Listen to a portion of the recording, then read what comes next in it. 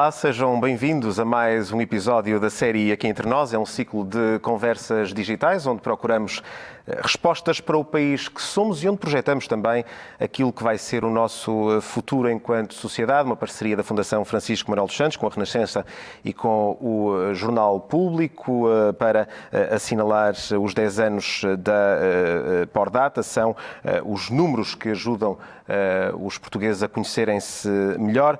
Como crescem os portugueses é o título do ensaio de Maria do Céu Machado. Ela é professora, pediatra também, professora na Faculdade de Medicina da Universidade de Lisboa, é membro do Conselho Nacional de Ética para as Ciências da Vida e foi também presidente do Infarmed e publicou vários artigos científicos e também livros a propósito desta temática da infância e da adolescência. Maria do Céu, muito obrigado por ter aceitado este nosso convite. Como é que interpreta a evolução do crescimento dos portugueses? Partimos do ano 2000, no seu ensaio, chegamos a 2018, é o ponto de chegada. Muito mais história teremos para contar depois deste ano, até atendendo ao contexto atual que vivemos. Como é que se cresce em Portugal? Melhor hoje do que no início do século XXI? Muito obrigada, Andréa. Muito obrigada pelo convite. Sim, quando a Fundação me convidou e eu pensei que anos é que eu vou comparar, achei que seria engraçado, porque nós todos temos a ideia de que os anos 80 e 90 do século passado Portugal evoluiu de uma forma até exponencial e as crianças também. E portanto pensei, bem, já passaram 20 anos deste milénio, deixa-me ver o que é que aconteceu desde o ano 2000 até 2020, achando... de uma geração, não é? Exatamente. Achando até que se calhar não ia encontrar grandes diferenças e que as grandes diferenças seriam se eu comparasse com os anos 80 ou com os anos 70 e achei umas diferenças extraordinárias de 2000 para 2018, em alguns aspectos para 2019, quando havia já dados. E as diferenças são na saúde.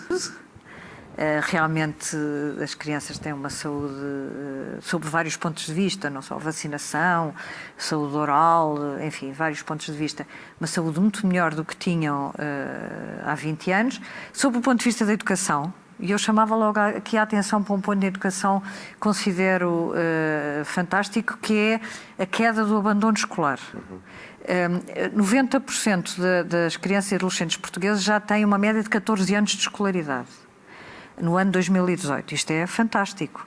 E o abandono escolar antes do secundário, na terceira fase do primeiro ciclo, assim, na terceira fase do primeiro ciclo, sim,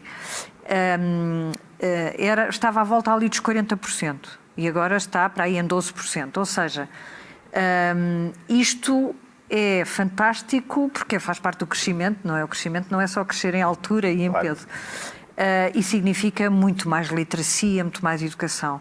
E um país com jovens, com mais literacia, mais educados será sempre um país muito melhor do que um país que tivesse mais crianças, mas com menos educação. Mais preparado para as oportunidades do futuro. Vamos mais tocar europeu. Exato, mais europeu. Vamos tocar aqui num ponto que é justamente a primeira ideia que partilha neste ensaio, de que os indicadores de saúde infantil colocam Portugal entre os melhores do mundo, os 10 melhores do mundo para nascer e crescer até aos 5 anos. O facto da saúde ser um fator de igualdade, ou que nos coloca mais ou menos em pé de igualdade, é algo que se situa mais nesta primeira faixa etária, ou é algo que depois se prolonga ao longo da vida?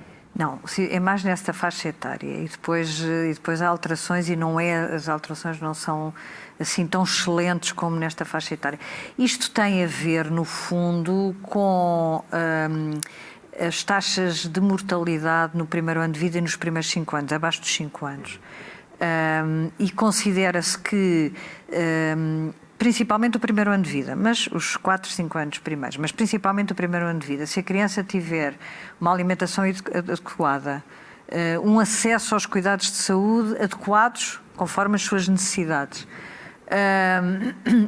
isso leva a que naqueles primeiros anos cresça de forma muito mais harmoniosa e saudável e que, portanto, possa vir a ser um adolescente e um adulto saudáveis.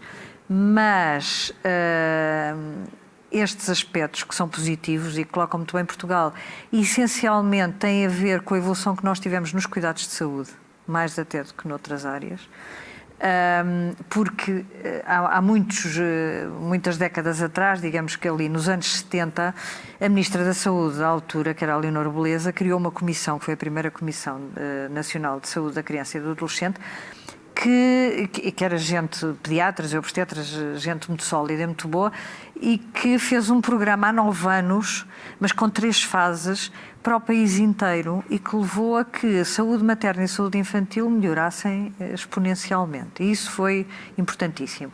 Outro aspecto muito importante, que também, ou mais 2, que também tem como consequência esse resultado nos primeiros 5 anos de vida, é o pré-escolar. Reparem, nos anos 70, 80, praticamente não havia crianças abaixo dos 3 anos, nem em creche, nem em jardim de infância, e mesmo abaixo dos 5 eram muito poucos. Agora, 94, 95% das crianças têm uma média de 3 anos de frequência no pré-escolar. Isso é muito importante e é engraçado. Por exemplo, em situações de exclusão social, se tiver famílias de grande pobreza, de grande exclusão social, famílias de imigrantes que acabaram de chegar ao país e têm ainda dificuldades, quanto mais cedo forem para a creche, mais protegidas estão as crianças. Porque muitas vezes nestas famílias as crianças ficavam em casa, estas crianças pequenas, com irmãs mais velhas, 12, 13 anos. E, portanto, defende-se que estas famílias com grande exclusão social ou grande pobreza, as crianças devem ir para a creche no primeiro ano de vida. É um bocadinho o contrário, os pediatras diziam, pois apanham muitas doenças, ficam constipadas, apanham... Do infectário, exatamente, não o infantário, o infectário. Gastroenterites. Não, se forem no primeiro ano de vida, têm com certeza uma melhor nutrição, mais afeto muitas vezes, porque são famílias com muitos filhos. Melhor desenvolvimento cognitivo e também. Melhor desenvolvimento cognitivo. E, portanto, esse é outro aspecto. Outro aspecto ainda, que era o terceiro que eu diria, é o apoio que se tem dado a nível das autarquias, das comunidades, a crianças com problemas, nomeadamente os que nasceram prematuros, os que tiveram dificuldades ao nascer, ou no primeiro ano de vida, ou doença crónica, é um programa chamado Programa de Intervenção Precoce, Nacional de Intervenção, chama-se SNIPI, tem assim um nome.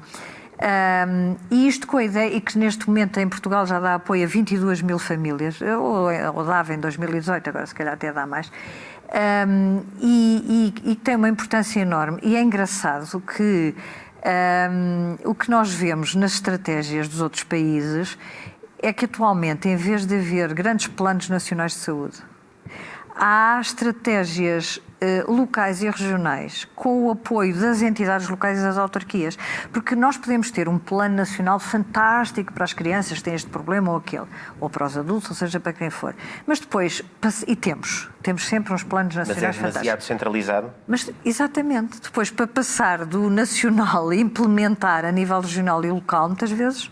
E depois toma-se muitas decisões de gabinete que não atendem à realidade específica. Estes programas ou estas estratégias da responsabilidade das autarquias, em que a autarquia se envolve, e envolve-se a escola, e envolve-se a autoridade religiosa, e envolve-se a autoridade de saúde, do centro de saúde, ou do hospital, se tiver hospital, envolve-se a área social. E todos têm conhecimento daquelas famílias porque são meios muito mais pequenos, é isso que faz a diferença. E isso também, este programa é relativamente recente, é de 2009 ou 2010 em Portugal que começou, e portanto já se sente também a diferença deste papel das autarquias. Ao longo dos anos, uma das mudanças na sociedade portuguesa tem a ver com a recomposição das famílias. E é mais complicado. Aqui é mais complicado, exato. A Maria do Céu refere que de 2015 a 2018 a inversão do declínio da natalidade foi quase exclusivamente devido ao nascimento de filhos fora de um contexto de casamento. E o declínio da natalidade e o envelhecimento da população, podemos aqui falar quase num duplo envelhecimento, é o desafio central que a sociedade portuguesa enfrenta nesta fase? É assim, isto acontece em todo o mundo praticamente, exceto nos países ditos em vias de desenvolvimento, em que ainda têm uma natalidade, como em África, etc., que têm ainda uma natalidade muito, muito grande. Aliás, a África será Sim. o gigante populacional a África um pouco, a Ásia, mas a Ásia conteve mais. Sim. E a África não. Agora, nós continuamos a fazer um erro que é comparar, chamamos índice de dependência, quando comparamos a população com menos de 15 anos com a população com mais de 65 anos.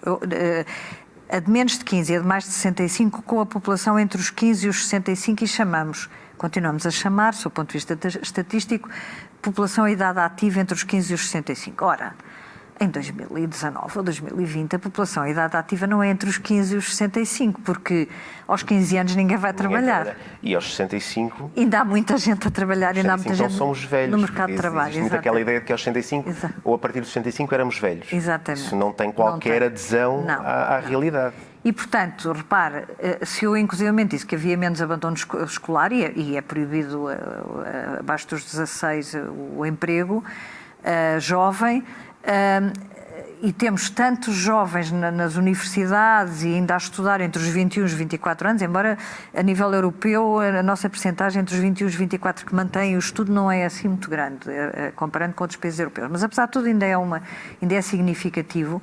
Por outro lado, se temos os tais a trabalhar aos 70, muitas vezes aos 75, quando vamos ver este índice considerando a partir, por exemplo, dos 21 e só a partir dos 70, comparando a idade entre os 21 e os 70, e chamamos a isso idade ativa, os nossos índices melhoram. Apesar de tudo, há outros países europeus que conseguiram melhorar a natalidade. Nós temos agora outro aspecto que é também importante, que é assim, 11% dos nascimentos são de filhos de imigrantes. É a imigração que vai salvar, que nos vai salvar. Não vai salvar, mas quer dizer, vai mitigar muito este problema que... Sabe que esta baixa natalidade não é de agora, nem do ano 2000, já vem desde o ano do princípio dos anos 90, só que como nós tivemos um boom de imigração no fim dos anos 90, que foi sempre aumentando nos primeiros anos deste século, e depois começou outra vez a diminuir quando foi o tempo da Troika, da crise financeira, a nossa natalidade já estava a baixar, nós não notámos tanto e não se falava nisso, porque tivemos uma imigração, principalmente de países africanos, enorme. E, portanto, só para lhe dar ideia, em Lisboa e Val do Tejo, 27% dos nascimentos eram africanos. E temos agora também muita imigração brasileira, mais recente até. Sim, brasileira, mas temos muitos países europeus. Muito. E, portanto, já há muitos nascimentos. Nós muitas vezes não damos por isso, mas nós temos muitos alemães, muitos ingleses, muitos franceses a viver em Portugal. Pronto. E, portanto, temos alguns nascimentos realmente de filhos de imigrantes ou de residentes em Portugal. Agora, o que me transtorna, digamos assim, entre aspas, um bocadinho como pediatra, é a tipologia familiar.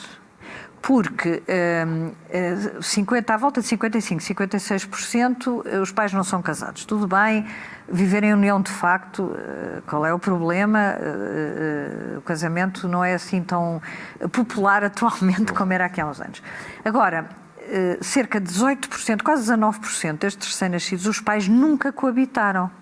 São projetos monoparentais, ou seja, o jovem, ou menos jovem, o homem ou a mulher, já tem como projeto de vida não se casar, não viver a união de facto, mas ter um filho. E que diferenças é que identifica na forma como são educadas e na forma como crescem estas crianças nestes contextos? Ou então que partilham irmãos de relações... Não, estes não partilham, não estou a contar, estes não estou a contar nesses. Esses, no fundo, são rearranjos. Exato. Pronto. Temos esses contextos familiares não clássicos. Temos as famílias monoparentais e depois temos estas. Mas os rearranjos também são imensos, mas eu nem estou a contar esses, estou a contar só os Mas há diferenças fundamentais na forma como são educadas e na forma como crescem. Crianças que... Os problemas são diferentes, não é? Estão integradas em contextos clássicos e contextos os problemas são diferentes. não clássicos. Por rearranjos familiares em famílias que têm filhos adolescentes é complicado, não é? Os adolescentes veem...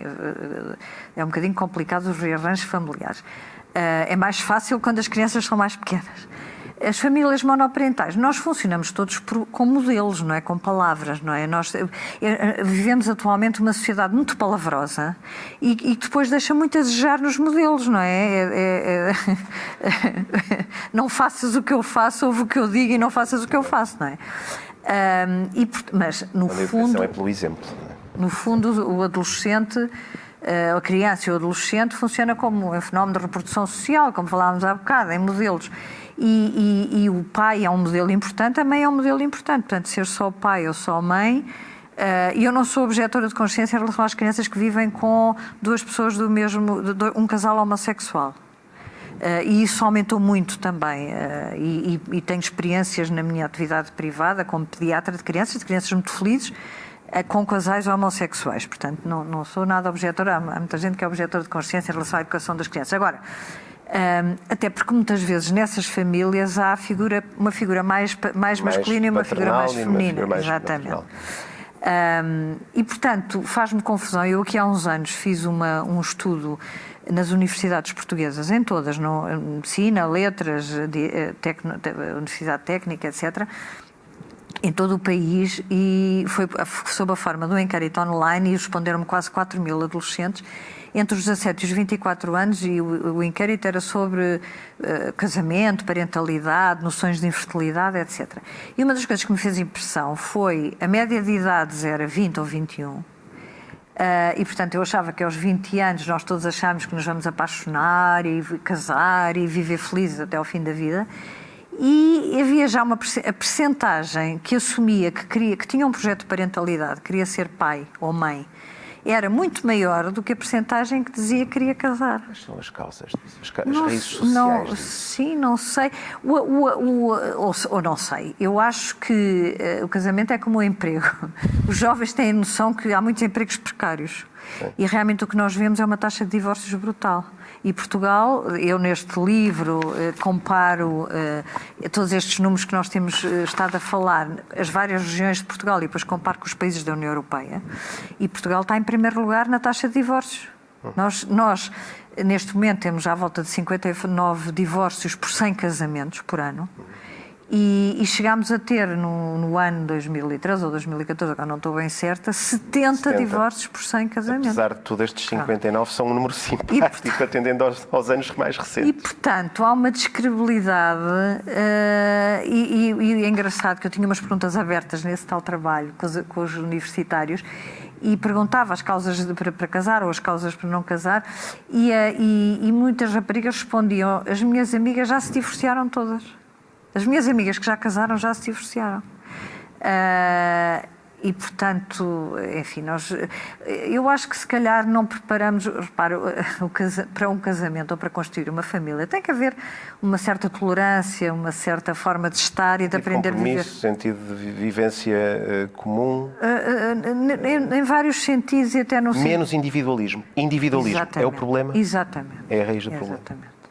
E nós educamos os nossos filhos de forma muito individualista, ou seja, quantas vezes nós em família dizemos às crianças: agora vamos ajudar ali, ou agora vamos fazer isto, ou vamos ter aqui uma ação de voluntariado, ou vamos ajudar ali para o supermercado, ou vamos ajudar uma pessoa idosa, ou Nunca, atualmente, eles têm tudo o que querem, lhes apetece. E nós também, nesta sociedade que vive a 500 à hora, dizemos: nós não sabemos bem o que é que vai ser o dia da manhã, se amanhã vem outro Covid, e portanto queremos dar-lhe bem-estar e os brinquedos e os computadores e as tecnologias que eles gostariam e que sonhariam, os ténis que viram na montra de última moda, e portanto eles crescem e constituem família com este individualismo que depois é difícil. Vamos agarrar este contexto de Covid, acabou de tocar. Temos que fazer uma nova coleção pós-Covid. Exatamente. Daqui por uns anos seguramente vamos ter muito mais dados interessantes a recolher e a estudar. Não sei se interessantes ou se houve um agravamento de todos estes aspectos que nós melhoramos tanto, não é? Justamente pegando nessa ideia, o do agravamento... Quando surgiu esta crise sanitária, muitos de nós ficamos a pensar: esta é a oportunidade que temos para nos tornarmos seres humanos melhores e relativizarmos muitíssima coisa. Pensando na educação das crianças e no crescimento das crianças e no papel que temos enquanto pais e enquanto sociedade, sente que estamos a ganhar essa oportunidade ou a perder essa oportunidade? É difícil responder. Eu fiz uma gravação para a Fundação, sei lá, a 3ª ou 4ª semana de confinamento. Muito otimista, os pediatras também são sempre otimistas, não eram pediatras. Muito otimista, porque eu fiz muita teleconsulta, e não só teleconsulta com famílias que tinham crianças pequenas, mas fiz muita conversa telefónica com os meus adolescentes. E os adolescentes aceitaram lindamente. Pronto, houve vários problemas com as famílias com crianças pequenas, por exemplo, é impossível ter um pai e uma mãe em teletrabalho e depois ter crianças com 5 e 3 anos, ou com meses e 4 anos, ou seja o que for. Isso torna a vida impossível para pais e para filhos. Impossível. Mas realmente houve ali uma adaptação, também a esta vida moderna terrível, e nesta primeira fase até estava tudo muito contente e os adolescentes muito contentes. Realmente, os nossos adolescentes atuais são os loucos pelas tecnologias. E muitas vezes, até mesmo em período de não confinamento, falavam com os amigos através das tecnologias e, portanto, estavam felizes. E eu achei que estava tudo muito equilibrado, muito adequado, fiquei muito contente e até expressei isso nessa gravação. Enfim, passou mais, isto foi março, não é? O mês de março. Estávamos em meados de março. Estávamos em meados de março, depois o mês de abril foi mais ou menos, e depois em maio, realmente, eu acho que começou tudo a estar em fase de pré-explosão. Aliás, eu acho que estas manifestações por todo o mundo, acerca do racismo, etc., é um bocadinho porque é um desconfinamento, não é? As pessoas foram aguentando estes meses e agora qualquer coisa as faria explodir. E assim estão os adolescentes. Já de si é uma idade difícil. Já de si é uma idade difícil. É a idade em que os pais se tornam difíceis. Exatamente, isso foi um adolescente que me disse, a idade em que os pais se tornam difíceis. E dizia-me uma das minhas netas, que tem 18 anos, na fase ali, a meio de maio, quando estávamos entre o confinar e o desconfinar, e que eu dizia, mas tu não sais já um bocadinho com os teus amigos, com máscara, não sei o quê, e ela dizia, avó, eu prefiro não sair, porque nós quando nos encontrarmos, não vai ser possível nós não estarmos aos abraços. Claro. Portanto, qual vai ser as consequências disto, inclusivamente o aumento da violência doméstica, não é? Houve uma primeira fase, nós estávamos a viver, isso também é aqui um capítulo, como sabe, é o capítulo da justiça. Estávamos muito no bom caminho em relação, claro que temos exemplos, como vemos na televisão, dramáticos, mas estávamos no bom caminho, com menos situações mais controláveis, com uma coisa que eu considero importantíssima, que é a decisão dos tribunais, em vez de estar sistematicamente, ou das comissões de proteção, a tirar a criança de casa e pôr numa instituição que às vezes é pior que estar em casa, e também sabemos Sim. exemplos disso, mas não tentar uma alteração familiar em que há uma avó, uns tios ou uns padrinhos e recolocar a criança, ou dar apoio àquela família que com apoio consegue ser mais adequada, etc. E, portanto, estávamos no bom caminho. A primeira fase do confinamento, as pessoas estavam com alguma calma e alguma tolerância e, portanto, não correu mal. E depois, realmente, nas situações em que havia violência, a violência agravou-se. Temos este caso muito recente Sim. desta menina de Peniche. Esta permanente coabitação em tempos de confinamento, sem aulas presenciais, porque muitas vezes a ida à escola e a frequência de outras atividades acaba por ajudar a denunciar ou a detectar ou a sinalizar algumas situações em que as crianças enfrentam risco. Este período de confinamento em que as crianças não saíram de casa acabou por exponenciar porque a maior parte das situações são realmente detectadas na escola e na creche, no infantário, no jardim infantil. Depois há os vizinhos, a avó e há muitas vezes o cônjuge, não é? Se os maus tratos são pelo pai, a mãe, e portanto aqui estavam todos confinados, deixa de haver este diagnóstico e realmente será mais complicado, ou seja, há o risco de as situações aparecerem de forma mais grave ou até irreversível, no fundo, como aquela menina de Peniche. Não é? E em situações como esta, muitas vezes a opinião pública funciona pensando que os sistemas de proteção destas crianças não são suficientemente eficazes, que o superior interesse da criança, de que tantas vezes se fala, não é observado e lamentamos estes desfechos mais trágicos. Temos ainda muito a melhorar nos sistemas de proteção das crianças em risco ou aquilo que a percepção pública capta terá mais a ver com a dimensão mediática que estes casos normalmente assumem? No fundo é um bocadinho isso. Os casos é como quando há uma falha dos serviços de saúde e há uma morte, não é? Para aquela falha houve provavelmente 1.000, 10.000, 100.000 atos com êxito, não é? Mas nós conhecemos pela comunicação social, não é os com êxito, são as falhas. Eu acho que as comissões estão melhores. Um dos problemas das comissões era serem part-time, portanto não eram dedicadas, o que se chama profissionais dedicados. Quer dizer, é completamente diferente se tiver uma comissão em que tem gente da educação, da escola, gente profissionais, da saúde, da área social, da judicial e não sei o que esteja 100% dedicado, é completamente diferente do que se tiverem alocados um dia por semana que a escola diz, está bem, naquele dia podes ir lá e que depois não consegue dar vazão, nem tem tantos casos, tantos processos, estar com a calma suficiente para conseguir estão perfeitamente afogados em problemas. E repare, depois tem que visitar as casas, pronto, esse é um problema. O outro problema era o próprio treino, quer dizer, isto tem que ter formação e ligação aos hospitais, aos tribunais. Outro aspecto importante também, e que muitas vezes não era, enfim, considerado, e não vou dizer a formação, senão posso ser ofensiva, dos próprios juízes e dos tribunais. A minha experiência, repare, eu fui diretora do Departamento de Pediatria 13 anos no Hospital da Amadora, quando o hospital abriu. Numa altura em que a Amadora e Sintra tinha 700.000 habitantes e muitos imigrantes e muitos africanos e muitos clandestinos, as situações de maus-tratos eram diárias. Contextos familiares. Muitos contextos. Sim, viverem 17 complicados. pessoas em 2 assoalhadas, quer dizer, é impossível. Se nós nos pusermos a pensar, basta uma pessoa pensar, bem, 17 pessoas em 2 assoalhadas,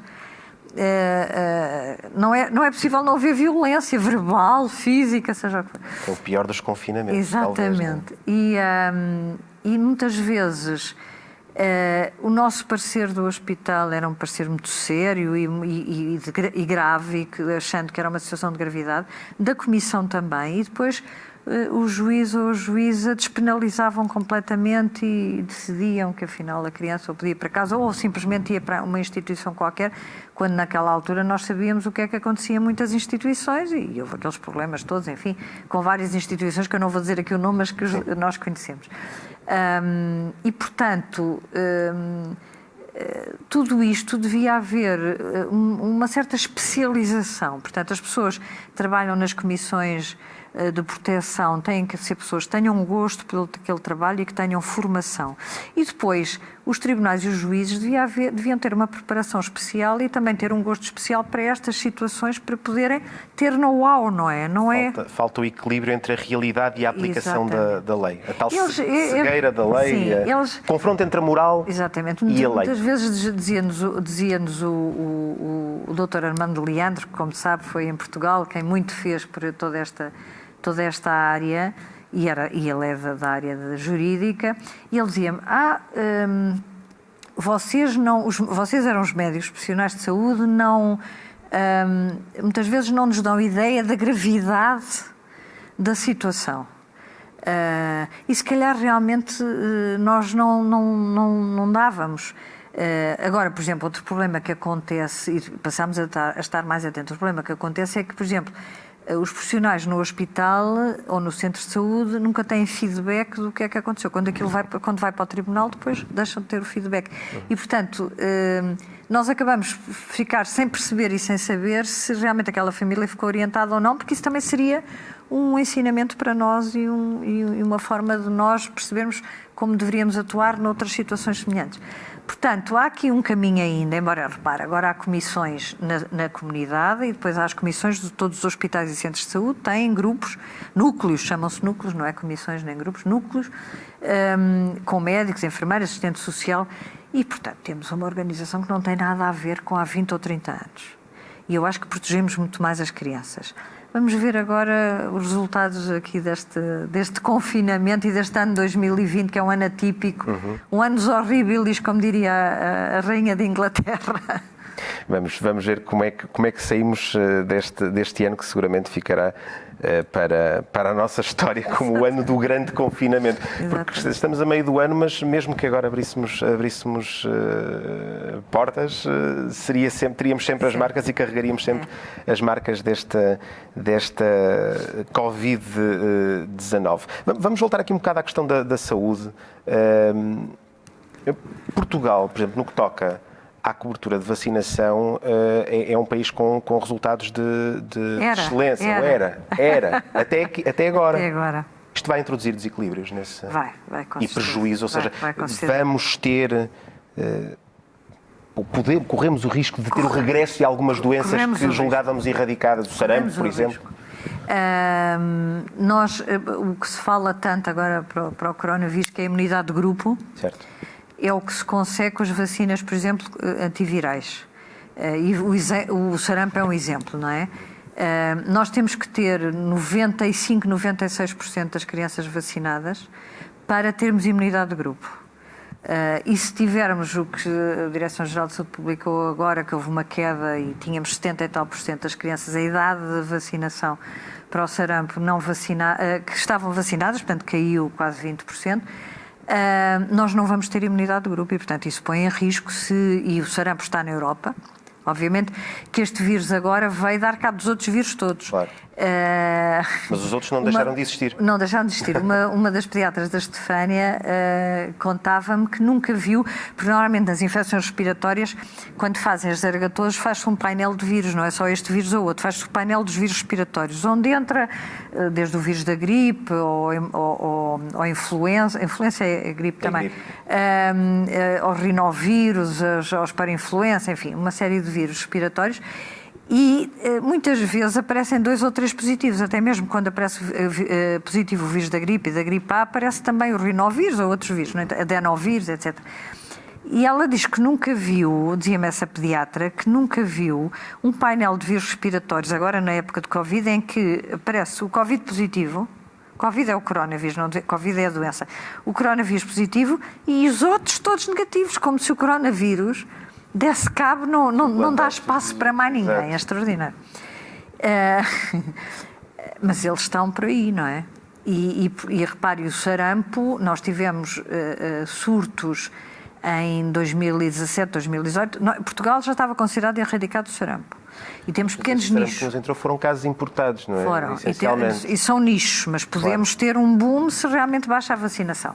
As mães perguntavam muito agora durante o período de confinamento e eu fui sempre aconselhando a não deixar de ir às vacinas, principalmente com os bebés de menos de 1 ano, até ao primeiro ano de vida, que são todas as importantes, e depois têm, enfim, 2 ou 3 doses de algumas, pelo menos uma dose de outras, mas marcar no centro de saúde, marcar hora, o dia e hora, não ir senão um quarto de hora de antes, não ir para a sala de espera, esperar no carro e pedir para chamarem pelo telefone, que é o que nós fazemos agora nas clínicas e nas consultas privadas e em muitos hospitais e clínicas, chamar pelo telefone, já pode vir, não fica na sala de espera, vai com máscara, etc.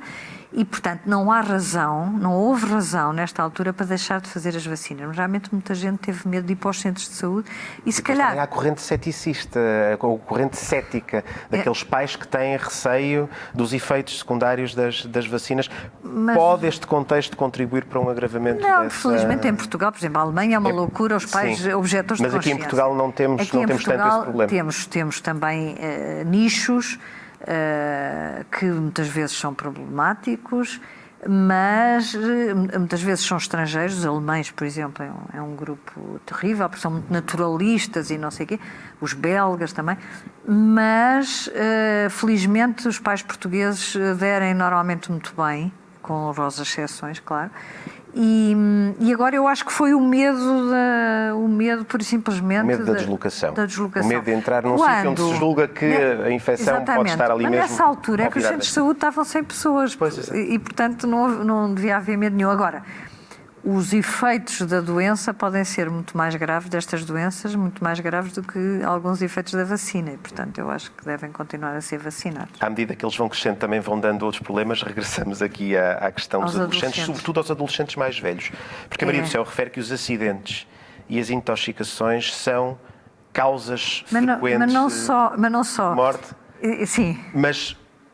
O que é que está a falhar? Aqui nós sabemos que os adolescentes têm aquela noção de infalibilidade que é própria da idade, mas falta sensibilização? Eu ia um bocadinho mais atrás, que é assim, nos adolescentes, e pela Organização Mundial de Saúde é dos 10 aos 20, e eu depois a certa altura separei um bocadinho por idades. Os resultados são muito melhores aos 11, 12 anos de todos os aspectos do que depois aos 15, 16. Seja até em coisas tão básicas como lavar os dentes 2 vezes ao dia. Aos 11, 12 anos, a percentagem de crianças que lavam os dentes 2 vezes ao dia é muito maior do que aos 15, 16 em tudo. Por exemplo, a percentagem de crianças que tomam um pequeno almoço diariamente, em tempo de escola. Agora, se calhar, em confinamento tomaram mais. Que é considerado muito importante, a criança não pode ir para a escola em jejum, é maior aos 11, 12 do que depois aos 15, 16. Portanto, mas depois aos 15, 16 também se introduzem outros hábitos, como o consumo das bebidas alcoólicas, eventualmente o consumo também de drogas. Depois aos 18 tiram a carta, começam a conduzir. Eles o que ganham em autonomia perdem em bons hábitos. Em bons hábitos.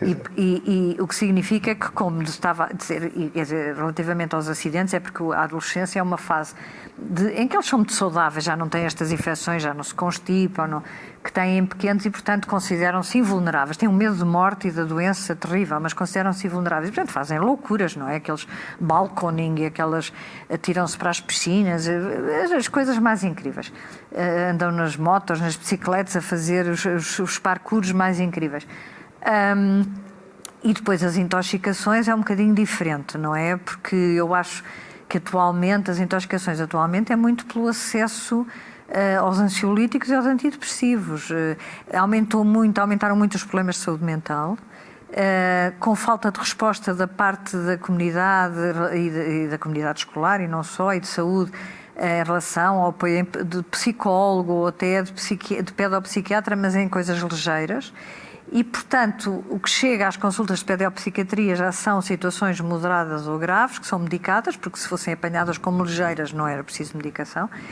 E depois os pais têm uma coisa muito engraçada quando têm filhos com 15, 16, quer dizer assim, tu tens que passar as férias connosco porque tu só tens 15 anos, não tens dinheiro, mas esta medicação que o médico te deu, já tens 15 anos, toma conta da medicação e põe-lhe placas com antidepressivos e com ansiolíticos na mesinha de cabeceira ou no quarto. Os pais não estão suficientemente atentos aos filhos, tentando aqui ir à raiz desse problema. É um bocadinho. Pela vida que levam, pelo ritmo de vida. A vida é difícil e, portanto...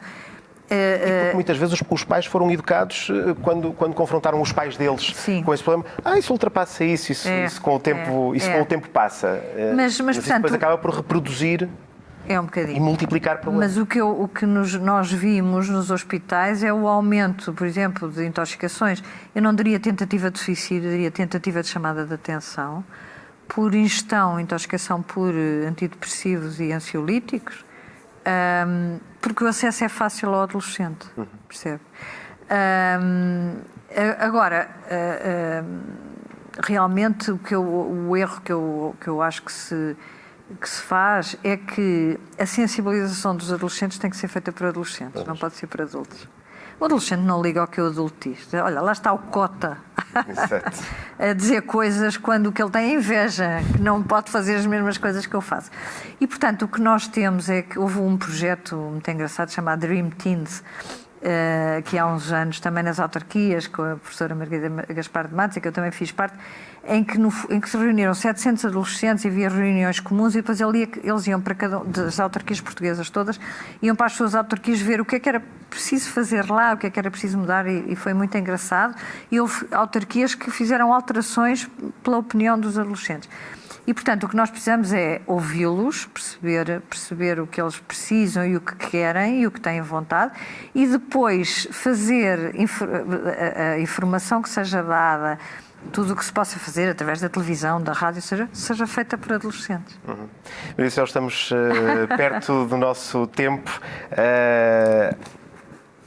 Este ensaio e esta coleção de ensaios é feita a partir de números, a partir de dados. São os dados que contam a história do que somos e do que poderemos vir a ser. Qual foi o número que mais a surpreendeu nesta busca de dados para este ensaio? É difícil dizer qual foi o número, mas eu... Ou qual foi a circunstância e o conjunto de dados que mais...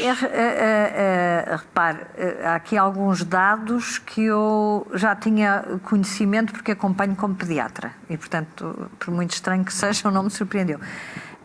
Mas o dado, eu diria, como alguns comentadores na televisão, o que mais me surpreendeu de forma positiva, o que mais me surpreendeu de forma negativa. Talvez o de forma positiva tenha sido realmente, do ponto de vista da educação. Esta diminuição do abandono escolar, mais anos de escolaridade, melhores resultados em língua, em português, em matemática e ciências, quanto no cômputo europeu. Portanto, esse foi o que mais me surpreendeu, porque eu a saúde conheço bem e a educação não conheceria tão bem. O que me surpreendeu mais negativamente foi, e já falámos muito sobre isso, as famílias monoparentais. As famílias monoparentais passaram de 200 e tal mil em 2001 para 460 mil em 2018.